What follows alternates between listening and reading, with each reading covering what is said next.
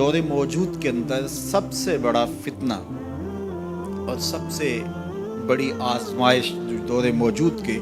لوگوں کے سر پہ آن پڑی ہے، وہ عصمت کی دولت کو محفوظ رکھنے کے حوالے سے ہے، نظروں کی پاکیزگی اور دامن کی عفت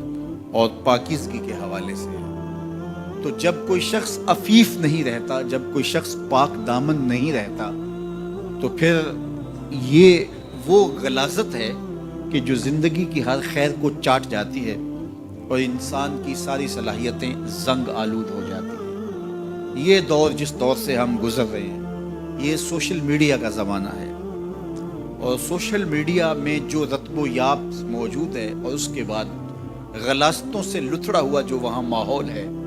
اور یہ وہ چیز نوجوان کے ہاتھ میں جب آ گئی، چاہے وہ مرد ہے چاہے وہ عورت ہے، تو پھر وہ بیٹھا بھی تنہائی میں ہے تو اپنے دامن کو وہ کس طرح محفوظ رکھ پائے اور اپنے خیال کی عفت اور پاکیزگی کا کیسا سامان کر پائے۔ ہمیں سورہ یوسف یہ سبق دیتی ہے کہ ساتوں دروازے مقفل ہوں اور کوئی دیکھنے والا موجود نہ ہو، اور حسن قدموں میں بچھنے کے لیے خود بیتاب ہو۔ ایک یقین اور ایک عقیدہ ایسا ہے جو دامن پہ ایک دھبا اور ایک چھینٹا بھی گناہ کا نہیں پڑنے دیتا، اور وہ یقین یہ ہے کہ میرا اللہ مجھے دیکھ رہا ہے۔ ہمارے معاشرے کا ایک بہت بڑا مسئلہ حسد ہے، بغض ہے، کہ باہمی حسد نے ہمارا سکون چھین لیا ہے، ہمارے قرار کو لوٹ لیا ہے۔ چھوٹے سے لے کر بڑے تک حسد کی آگ میں جل رہے ہیں، بھائی بھائی کا گلا کاٹنے کے لیے تیار ہے، اور قومیں ایک دوسرے کے ساتھ حسد میں مبتلا ہیں۔ علماء کا طبقہ ہو یا فقراء کی جماعت ہو، درویش اور فقیر لوگ ہوں یا تجار کا طبقہ ہو، آج حسد کا دنیا کے اوپر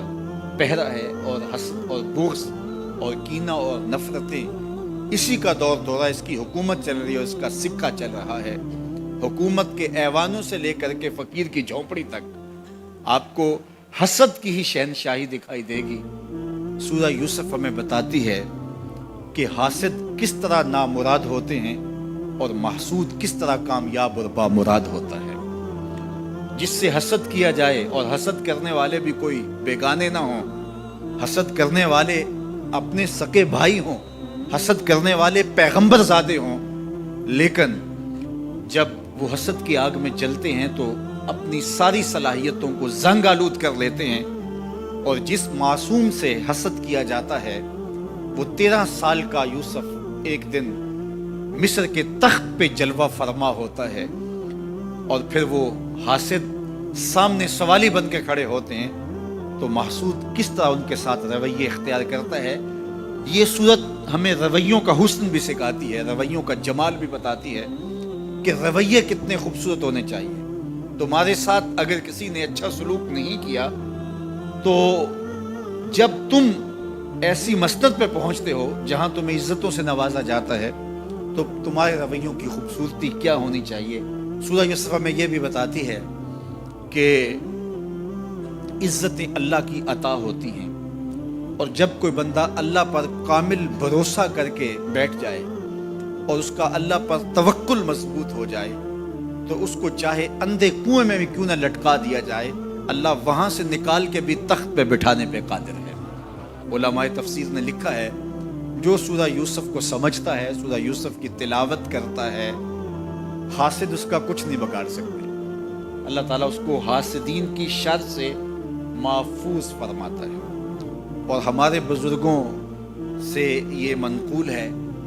کہ جو سورہ یوسف تلاوت کرے، اس کے بیٹوں کے یا بیٹیوں کے رشتے نہ ہو رہے ہوں، تو وہ روزانہ کی بنیاد پہ اس مقصد کے لیے اگر سورہ یوسف تلاوت کرتا ہے تو اللہ اس کے لیے صالح اسباب پیدا فرما دیتا ہے۔ بہترین اچھے اور صالح اور نیک رشتے اللہ تعالیٰ اس کو نصیب فرما دے گا۔ سورہ